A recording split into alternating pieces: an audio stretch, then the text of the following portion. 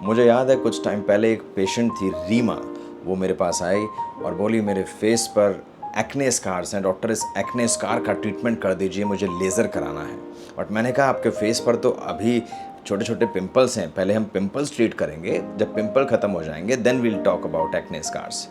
तो वो बोली पिंपल्स को तो छोड़िए, पिंपल्स तो मैं खुद ही फोड़ फोड़ के ठीक कर लेती हूँ। और इस वीडियो के एंड में मैं दिखाऊंगा उस पेशेंट का फेस आपको। कितनी बार आप लोगों ने ये सोचा होगा कि ये पिंपल बहुत ज़्यादा दिख रहा है, चलो इसे फोड़ देते हैं, 1 मिनट का काम और प्रॉब्लम से छुटकारा। अब आप ये सोच रहे होंगे कि मैंने भी तो कभी पिंपल फोड़ा है, सब ने फोड़ा है। टीनेज में अक्सर लोग फोड़ देते हैं पिंपल्स को या पॉप कर देते हैं उसको। आज हम यही जानने वाले हैं कि पिंपल फोड़ना सही है या गलत, और अगर सही है तो क्या है सही तरीका पिंपल फोड़ने का, और अगर गलत है तो स्किन पर आपकी ये क्या चेंजेस लाता है। चलिए शुरू करते हैं आज का वीडियो। मैं हूं डॉक्टर नितिन वर्मा, एक सर्टिफाइड डर्मेटोलॉजिस्ट और एक लेज़र सर्जन हूं। स्टार्ट करते हैं बेसिक से कि पिंपल आपको होता क्यों है। पिंपल्स बेसिकली एक सेबेशियस ग्लैंड जो होता है उसकी ओपनिंग होती है, वो क्लॉग हो जाती है, वो बंद हो जाती है due to dirt, dead skin cells और कोई पोल्यूटेंट्स या cosmetics, anything can block the pore. जब वो पोर ब्लॉक हो जाता है तो अंदर एक एनवायरनमेंट क्रिएट हो जाता है जिसमें सिबम होता है, ऑक्सीजन नहीं होती है, तो एक बैक्टीरिया जिसका नाम है प्रोपियोनियोबैक्टीरियम एक्ने, उसको ग्रो करने का मौका मिल जाता है और वो अच्छे से ग्रो करता है। धीरे धीरे वो पिंपल्स कॉज कर देता है, पस फॉर्मेशन कर देता है, स्वेलिंग हो जाती है, इन्फ्लेमेशन हो जाती है, और फिर जब वो स्किन को रेज करता है तो आपको दिखने लगता है as a pimple, as a white head, as a black head, whatever. तब आपके दिमाग में परेशानी शुरू हो जाती है कि इसको फोड़ दूं या नहीं फोड़ूं, कल फंक्शन है, क्या करूं। अगर हम पिंपल फोड़ने की कोशिश करते हैं तो हम उस पर एक्सटर्नल प्रेशर देते हैं, या तो नेल्स से, फिंगर से। जब प्रेशर देते हैं तो जो इन्फेक्शन आपके जो सेबेशियस ग्लैंड की टिप पर जो इन्फेक्शन होता है वो ग्रेजुअली अंदर चला जाता है। अगर हम साइड से पिंपल को दबाते हैं तो कुछ तो इन्फेक्शन बाहर निकल जाता है और कुछ नीचे चला जाता है। नीचे जहाँ सेबेशियस ग्लैंड है, डीपर लेयर्स ऑफ स्किन है जो कि डर्मिस और सबक्यूटेनियस टिश्यू है, वहाँ तक इन्फेक्शन पहुँच जाता है और वहाँ पे बहुत सारी ब्लड कैपिलरीज हैं जो उस इन्फेक्शन को कैरी करती हैं इधर उधर और बाकी स्किन में भी पहुँचा देती हैं।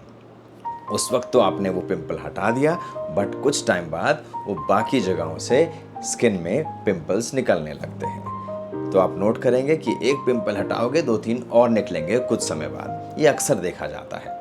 साइंस के हिसाब से जब आप पिंपल हाथों से फोड़ते हैं, अपनी फिंगर से फोड़ते हैं, तो हमारी जो बॉडी का रियल हीलिंग मैकेनिज्म है वो डिस्टर्ब हो जाता है। जो हमारी स्किन का हीलिंग मैकेनिज्म है वो डिस्टर्ब हो जाता है, जिसके कारण बहुत बड़ा एक घाव बन जाता है जिसमें बैक्टीरिया और कॉलोनाइज करते हैं, इन्फेक्शन और डीप चला जाता है और सारे में फैलने लगता है, जिसकी वजह से स्कार टिश्यू ज़्यादा बनेगा, क्योंकि हमारी बॉडी की टेंडेंसी है उसको रिपेयर करने की। वो रिपेयर करने के लिए ज़रूरत से ज़्यादा एक्टिव हो जाएगी, स्कार टिश्यू बनाना शुरू कर देगी और एक डीप स्कार फॉर्मेशन आपको हो जाएगी। और साथ साथ जब इतनी इन्फ्लेमेशन हो रही है तो स्किन के सराउंडिंग एरिया में मेलेनोसाइट्स होते हैं। मेलेनोसाइट्स वो सेल्स हैं जो पिगमेंट प्रोड्यूस करते हैं, और वो जब स्टिमुलेट हो जाते हैं, वो इरिटेट हो जाते हैं, तो वो मेलेनिन पिगमेंट को रिलीज कर देते हैं, जिसकी वजह से पिगमेंटेशन भी हो जाता है। तो देखा आपने कि पिंपल्स हाथ से फोड़ने की वजह से कितना ज़्यादा प्रॉब्लम हो सकती है कि आपको पिगमेंटेशन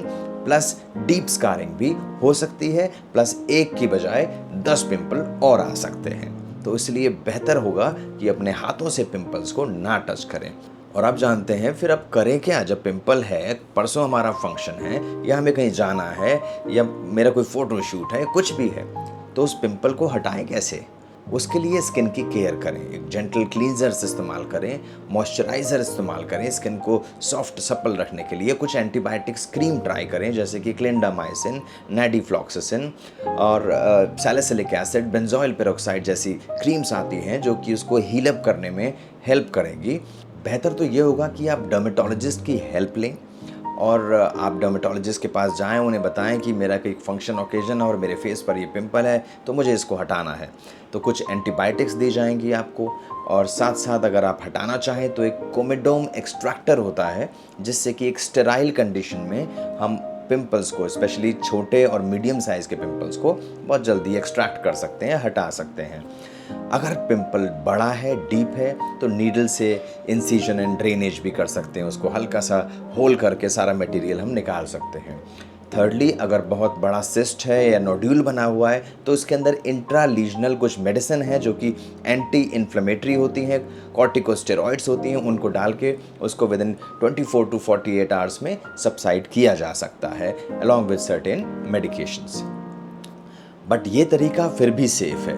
बट अगर आप हाथों से ज़बरदस्ती करेंगे तो डेफिनेटली आप स्कार टिश्यू बहुत ज़्यादा बना देंगे और उसके स्कार के रिपेयर के लिए आप फिर ट्रीटमेंट कराते ही रह जाएंगे। इसलिए बेहतर है कि एक डर्मेटोलॉजिस्ट से मिलें और अपने पिंपल्स को सही तरीके से फोड़ें या ठीक करें। बेसिकली हमें एक स्टेराइल एनवायरनमेंट में पिंपल को ठीक करना होता है, यहाँ पे कि एसेप्टिक प्रिकॉशंस लेते हुए इनको ठीक करना होता है। अगर आप हाथ से कर रहे हैं तो डेफिनेटली बैक्टीरियाज को और अंदर भी पहुँचा रहे हैं, प्लस आपके जो हाथों में बैक्टीरिया है वो भी आप उसके अंदर इंट्रोड्यूस कर रहे हैं, स्कार टिश्यू और पिगमेंटेशन और बढ़ा रहे हैं। अब मैं आपको फोटो दिखाता हूँ रीमा की, जो हमारे पास स्कार ट्रीटमेंट ले रही हैं। रीमा चाहती थी अपने आप को, अपनी स्किन को मैं क्लियर रखूँ कि जरा सा पिंपल इनिशियल स्टेज पे ही उसको फोड़ देती थी, और उसके बाद देखिए कि स्कार टिश्यू कितना ज़्यादा हो जाता है, पिगमेंटेशन कितना ज़्यादा हो जाता है, और उसको आप फेस करते हैं, आपका कॉन्फिडेंस कम होता है। तो इसलिए बेहतर होगा कि डर्मेटोलॉजिस्ट के संपर्क में काम करें। जी हाँ, बिल्कुल ध्यान दीजिए कि अपनी स्किन को बहुत प्यार से ट्रीट कीजिए, बिकॉज हम जानते हैं कि आप खूबसूरत दिखना चाहते हैं, तभी हमारा चैनल आप देख रहे हैं और हम आपकी हेल्प के लिए हमेशा हैं।